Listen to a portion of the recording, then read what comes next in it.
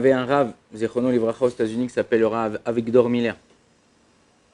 C'était un des grands de Talmidei Chachamim des États-Unis. Et un jour avant Rosh Hashanah, il y a un de la communauté qui est venu le voir. Il priait tous les jours à la synagogue. Il était déjà vieux, le Rav.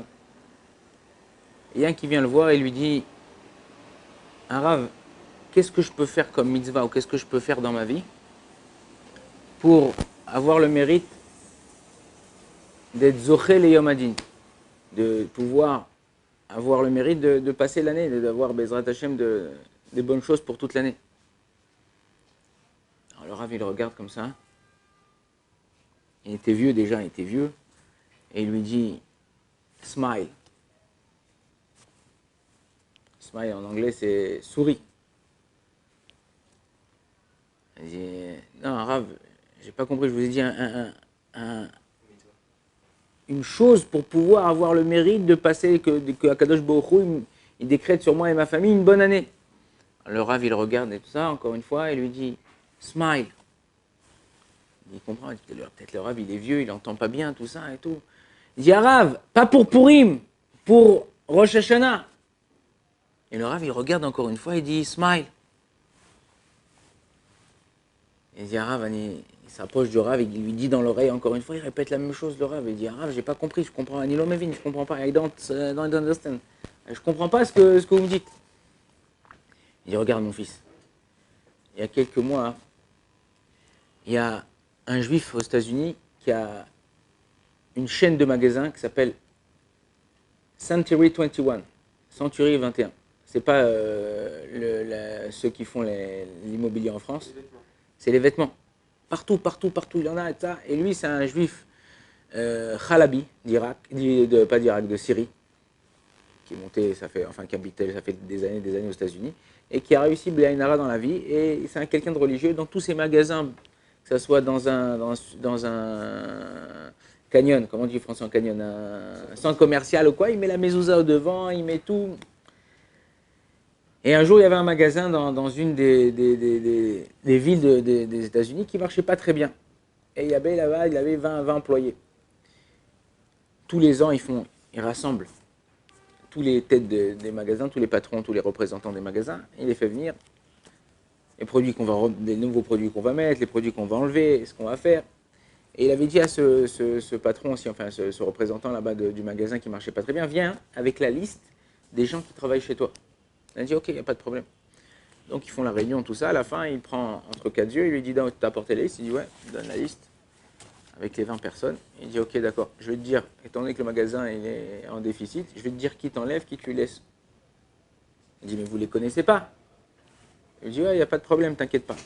Il dit le premier tu le laisses, le deuxième tu l'enlèves, le troisième tu le laisses, le quatrième tu l'enlèves, le cinquième tu le laisses, le sixième tu l'enlèves. Il dit ah non, le sixième ne l'enlevez pas. Il dit pourquoi? Il dit parce que lui, c'est un homme qu'à chaque fois que les clients y viennent, il me demande à lui. Il dit pourquoi? Parce que tout le temps il est souriant, tout le temps il accueille les gens avec entrain, il est content, et les gens à chaque fois qu'ils reviennent, ils reviennent que pour lui. Donc lui il ne l'enlève pas. Il dit bon ok, lui tu ne l'enlèves pas, le de l'autre tu l'enlèves, le septième tu l'enlèves, le huitième tu le laisses, comme ça, tac, tac, tac. Alors Rav Miller il lui dit regarde, si dans une société ici, d'un magasin, le patron, il n'enlève pas quelqu'un parce que il sourit au client.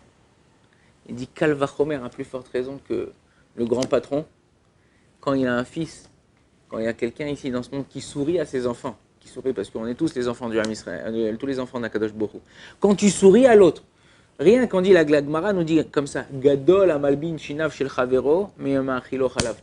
Plus grand est celui qui blanchit les dents de son prochain que celui qui donne du lait. Ça veut dire.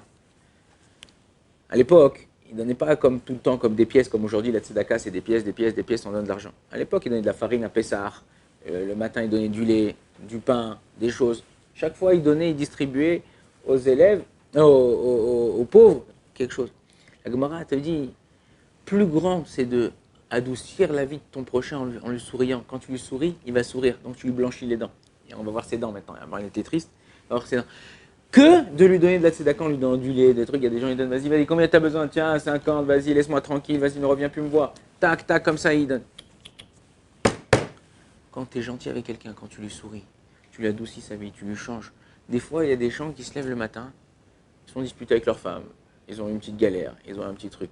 Tu viens, tu lui souris, tu une petite blague, un petit machin, tu leur as donné la vie pour, tu leur as donné de l'énergie, une bouffée d'air pour toute la journée. Il dit en vérité, c'est ça qu'on doit faire. Et comment on fait aussi ça? On prie à Kadosh Baruch Hu. On a vu dans la paracha de la semaine une chose très importante. Il y a écrit que lorsqu'un homme, il vient, et lo alenu, lo alechem, chas v'shalom, et il attrape une fille et il va avec elle, si elle a crié pour pas qu'elle aille avec lui, qu'elle a crié, elle était dans la ville ou dans le sadé, la Torah, elle dit, lui, vous le tuez ou vous lui faites donner un knas, mais elle, vous la laissez tranquille. Pourquoi? Parce que elle a crié, il n'y a personne qui est venu l'aider. Mais si elle n'a pas crié, ça veut dire qu'en vérité, elle voulait faire ça, elle voulait aller avec lui. Donc il dit, si une fille, lorsqu'elle crie, ouais, elle passe de quoi? De mézid, de volontaire, à shogeg, à involontaire. Il dit la même chose pour nous, à Rosh Hashanah. Si toi, avant au mois de Elul, tu cries à Kadosh Baruch Hu, aide-moi, j'ai envie de m'en sortir, je vais arrêter de faire les gars, ces ch'touillottes là, ces bêtises, je vais arrêter de faire ces avérotes, je vais arrêter.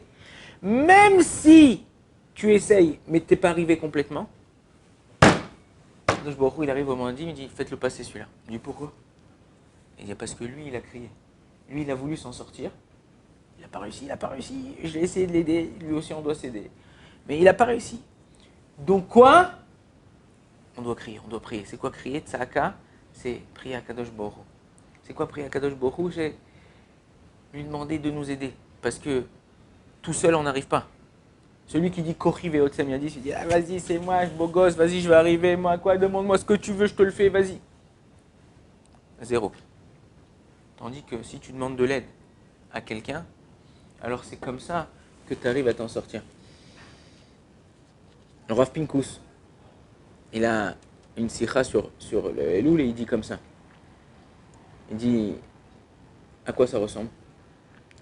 Il dit, une fois, il y a, vous savez, à l'hôpital, il y a plusieurs marlakot, comme on dit en français, marlakot, plusieurs sections, ouais, sections. Je ne sais pas si c'est section, c'est pas section, mais c'est plusieurs. Il y a ceux qui sont malades du cœur, il y a ceux qui ils sont cassés une jambe, il y a ceux qui ont un problème de respiration. Quand c'est la nuit, ouais, plusieurs services. Quand c'est la nuit, il y a un médecin de garde en général dans ces services-là. Mais dans les urgences, vous avez 20 médecins. Un médecin pour 10 patients, un médecin pour 10 patients pour qu'ils puissent être là à gérer, même moins des fois, un médecin pour 5 patients pour pouvoir gérer les choses. Une fois, avec le corona, il y a eu des patients, il y a eu des médecins qui étaient en bidoune, ils étaient en confinement. Donc il est resté un médecin, et ils lui ont dit voilà, regarde, tu as 40 patients, c'est toi qui vas gérer. Normalement, vous aurez dû être 4, mais c'est toi qui vas gérer. Regarde, tu as un bouton rouge ici, si tu as un problème, peu importe le problème, t'appuies, tu n'arrives pas à t'en sortir, quoi, t'appuies, on envoie tout de suite d'autres médecins de garde qu'on trouvera, qui viendront sur le moment même, d'autres services. Il dit d'accord, ok, il n'y a pas de problème. Quand ils sont partis, il était un peu orgueilleux ce médecin, il a dit attends, mais je vais tout gérer moi à 40, je vais leur montrer, ils vont m'augmenter ma paye le lendemain matin, Il a commencé, ça sonne, le mec il appuie sur le bouton rouge, ça sonne, il va, tac, vite. Réanimation, il va voir l'autre, tac, il essaye de gérer, Au bout d'un moment, c'était tellement de pression qu'il y a 2-3 patients qui n'ont pas eu le temps d'arriver à temps et ils sont partis. La famille elle est venue le matin, elle dit moi, vous n'êtes pas occupé de notre truc, on vous attaque. Quand tu veux faire les choses tout seul, tu n'arrives pas à les faire. Mais quand tu demandes de l'aide, ce n'est pas une honte de demander de l'aide. Demander de l'aide, ça veut dire que tu es conscient de ta force et de ta capacité. Quand tu demandes de l'aide à quelqu'un, c'est que aujourd'hui, il t'aide, mais demain, peut-être c'est toi qui l'aideras. La roue, elle tourne. Le monde, il est rond pour cette raison-là. Une des raisons qui donne le Rachaim Akadosh, c'est qu'il dit une fois, tu peux être en haut, une fois, tu peux être en bas. Quand tu es en bas, demande de l'aide. Quand tu es en haut, à toi de donner de l'aide. C'est toi qui dois aller vers les autres. Le Kadosh Baruch Hu, Bezrat Hashem, il nous aide à sortir et à réussir le mois d'Elul et à Bémet, se changer complètement et devenir d'autres personnes meilleures avec le monde, Bezrat Hashem. Baruch Adonai l'Olam, Amen, Amen.